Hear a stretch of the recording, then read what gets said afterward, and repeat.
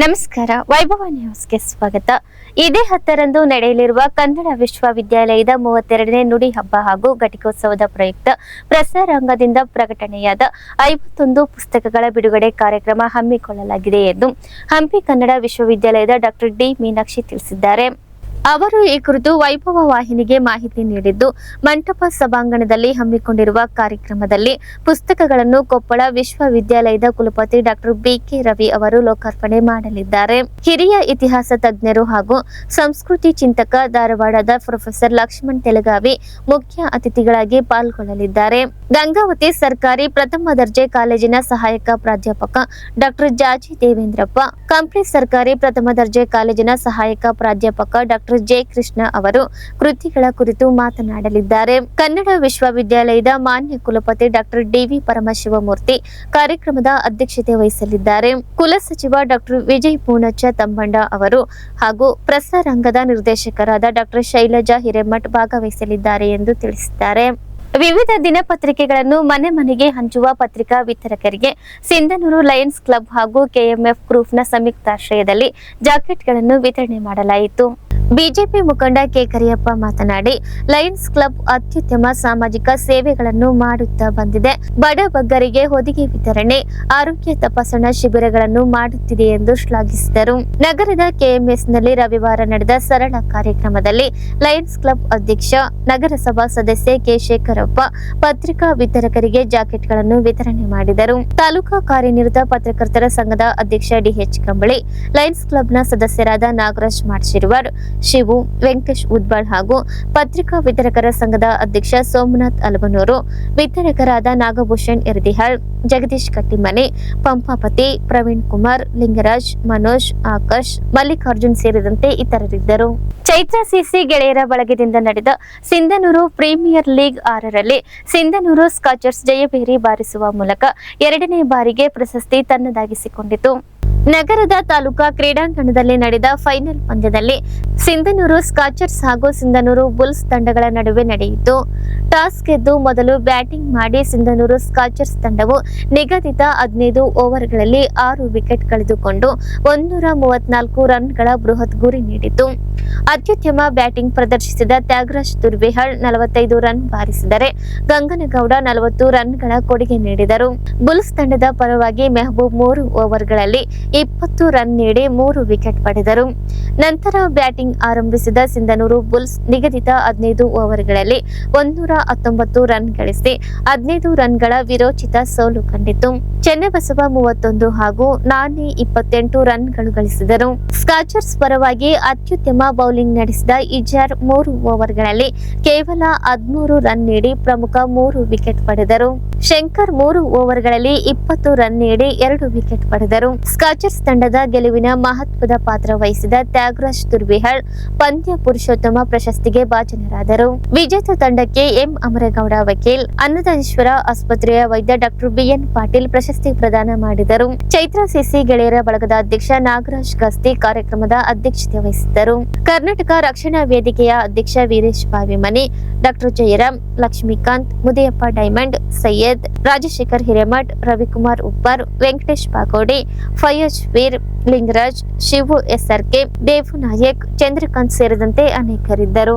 ರಾಜ್ಯ ಸರ್ಕಾರಿ ನೌಕರರ ಸಂಘದ ರಾಜ್ಯ ಕಾರ್ಯಕಾರಿಣಿ ಸಭೆಯಲ್ಲಿ 7ನೇ ವೇತನ ಆಯೋಗ ವರದಿ ಜಾರಿಗೆ ಬರಲು ಸರ್ಕಾರದ ಮೇಲೆ ಒತ್ತಡ ಹಾಕಲು ನಿರ್ಧರಿಸಲಾಯಿತು ಎಂದು ಸಿಂಧನೂರು ತಾಲೂಕಾಧ್ಯಕ್ಷ ಚಂದ್ರಶೇಖರ್ ಹಿರೇಮಠ್ ತಿಳಿಸಿದರು.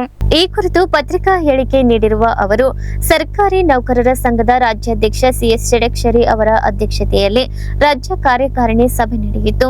2006ರ ನಂತರ ನೇಮಕಾತಿ ಹೊಂದಿದ ನೌಕರರಿಗೆ ನೂತನ ಪಿಂಚಣಿ ರದ್ದುಗೊಳಿಸಿ ಹಳೆ ಪಿಂಚಣಿ ಯೋಜನೆ ಜಾರಿಗೆ ತರಬೇಕು.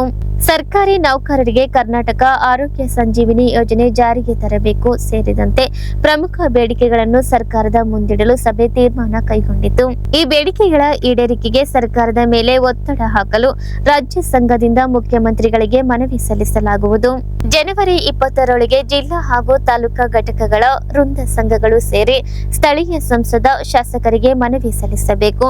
ಮನವಿಗೆ ಸರ್ಕಾರ ಸಕಾರಾತ್ಮಕವಾಗಿ ಸ್ಪಂದಿಸದಿದ್ದರೆ ಮತ್ತೊಂದು ರಾಜ್ಯ ಕಾರ್ಯಕಾರಿಣಿ ಸಭೆ ಕರೆದು ಮುಂದಿನ ಹೋರಾಟಗಳ ಬಗ್ಗೆ ಚರ್ಚಿಸಿ ನಿರ್ಣಯ ಕೈಗೊಳ್ಳಲಾಗುವುದು ಎಂದು ತಿಳಿಸಿದರು. ತಾಲೂಕಾ ಕಾರ್ಯದರ್ಶಿ ಭರತ್ ಕುಮಾರ್, ಖಜಾಂಚಿ ದೊಡ್ಡಲಿಂಗಪ್ಪ, ರಾಜ್ಯ ಪರಿಷತ್ ಸದಸ್ಯ ಶಶಿಧರ್ ಹಳ್ಳಿ ರಾಜ್ಯ ಕಾರ್ಯಕಾರಿಣಿಯಲ್ಲಿ ಭಾಗವಹಿಸಿದ್ದರು.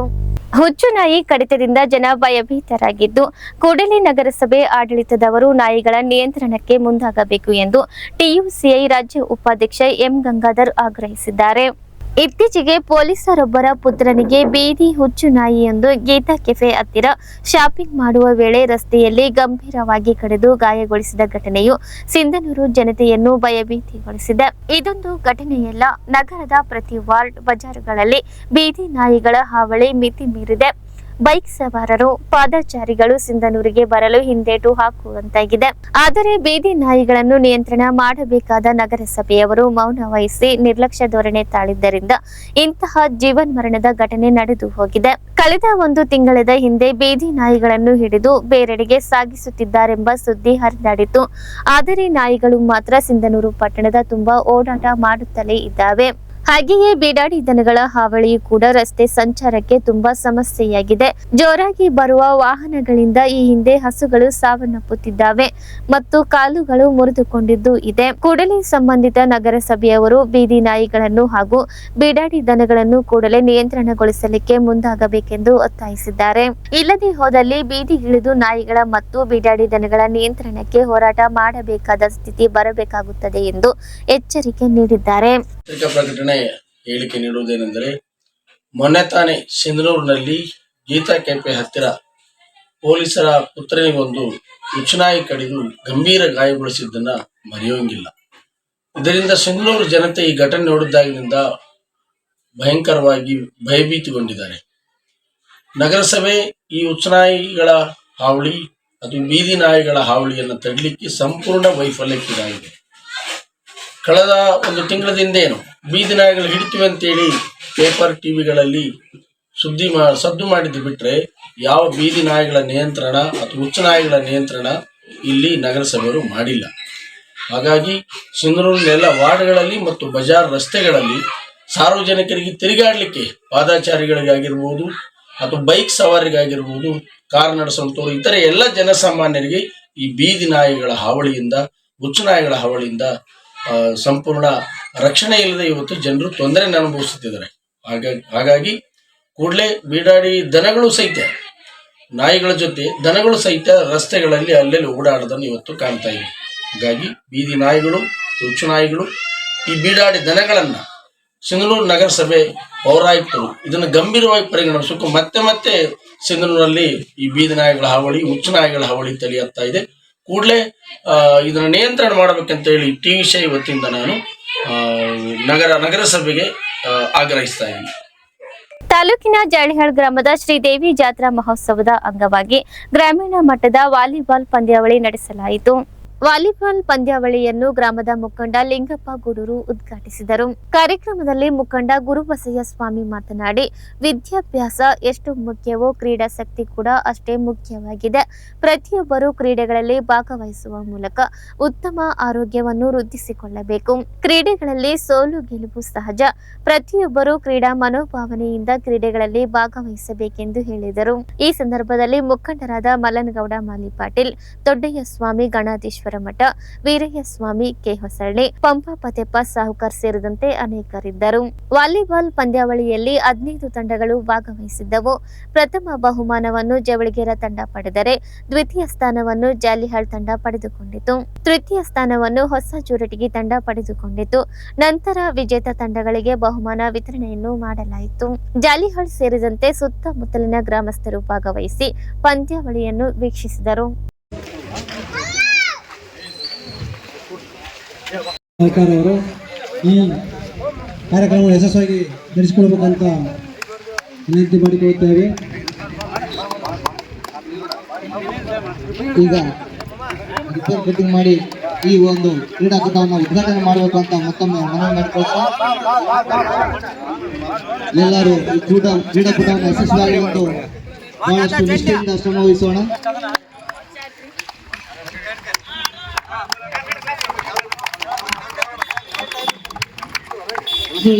ಅವರು ಉದ್ಘಾಟನೆಯಲ್ಲಿ ಭಾಗವಹಿಸಬೇಕು ಎಂದು ವಿನಂತಿಸಿಕೊಳ್ಳುತ್ತಿದ್ದೇವೆ.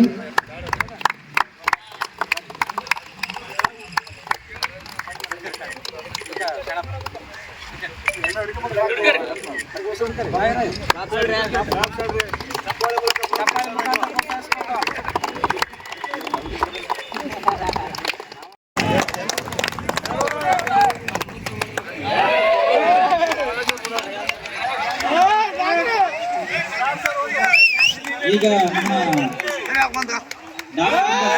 ಯಶಸ್ವಿಯಾದ ಸರ್ವಿಸ್ ದೈಹಿಕ ಶಿಕ್ಷಣ ಶಿಕ್ಷಕರಿಗೆ ನಮ್ಮ ಜಾಲಿಹಾಳ್ ಯುವ ಅಂಕಿತ್ ಪದವಿ ಪೂರ್ವ ಕಾಲೇಜ್ನ ದೈಹಿಕ ಶಿಕ್ಷಣ ಶಿಕ್ಷಕರಾಗಿದ್ದಾರೆ. ಜಾಲಿಹಾಳ ಗ್ರಾಮದ ಕಮಿಟಿಯ ಪರವಾಗಿ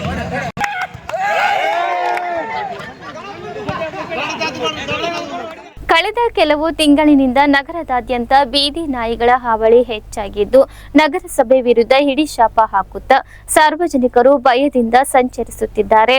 ನಗರದ ಬಸ್ ನಿಲ್ದಾಣದ ಎದುರುಗಡೆ ಗೀತಾ ಲಾಡ್ಜ್ ಮುಂದೆ ಸಿನಿಮೆಯ ರೀತಿಯಲ್ಲಿ ಹುಚ್ಚು ನಾಯಿ ಶನಿವಾರ ರಾತ್ರಿ ದಾರಿ ಹೋಕರ ಬೆನ್ನು ಬಿದ್ದು ಕಚ್ಚಿರುವ ರೀತಿ ಜನರನ್ನು ಭಯಭೀತಗೊಳಿಸಿದೆ. ಸಾರ್ವಜನಿಕರನ್ನು ಓಡಾಡಿಸಿ ಕಚ್ಚಿದ ಘಟನೆ ಸಿಸಿ ಕ್ಯಾಮೆರಾಗಳಲ್ಲಿ ದಾಖಲೆಯಾಗಿದ್ದು ಸಾಮಾಜಿಕ ಜಾಲತಾಣಗಳಲ್ಲಿ ಹೆಚ್ಚು ವೈರಲ್ ಆಗಿದೆ. 2 ದಿನದ ಹಿಂದೆ ಅಕ್ಕ ಮಹಾದೇವಿ ಆಸ್ಪತ್ರೆಗೆ ಪೊಲೀಸ್ ಕಾನ್ಸ್ಟೇಬಲ್ ಪತ್ನಿ ಪುತ್ರನನ್ನು ಆರೋಗ್ಯ ಪರೀಕ್ಷೆಗೆ ಕರೆದೊಯ್ದಿದ್ದರು. ಆಗಲೂ ಪುತ್ರನಿಗೆ ಬೆನ್ನು ಬಿದ್ದ ಕಚ್ಚಿದ ನಾಯಿ ಬಿಡಿಸಲು ಹೋದ ಪೊಲೀಸ್ ಪೇದೆ ಪತ್ನಿಯು ಕೂಡ ನಾಯಿ ಕಡಿತಕ್ಕೆ ಗುರಿಯಾಗಿ ಆಸ್ಪತ್ರೆಗೆ ದಾಖಲಾಗಿದ್ದರು. ದಿಢೀರ್ ಶುರುವಾಗಿರುವ ನಾಯಿಗಳ ದಾಳಿ ತಾಲೂಕಿನಲ್ಲಿ ಭಯದ ವಾತಾವರಣ ಸೃಷ್ಟಿಸಿದೆ.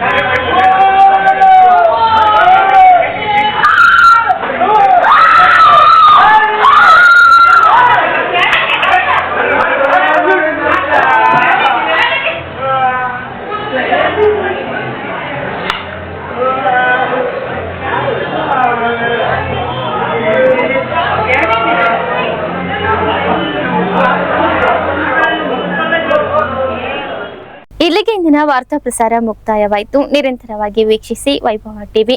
ವಂದನೆಗಳೊಂದಿಗೆ ದೇವಿಕಾ ಚನ್ನಬಸವ.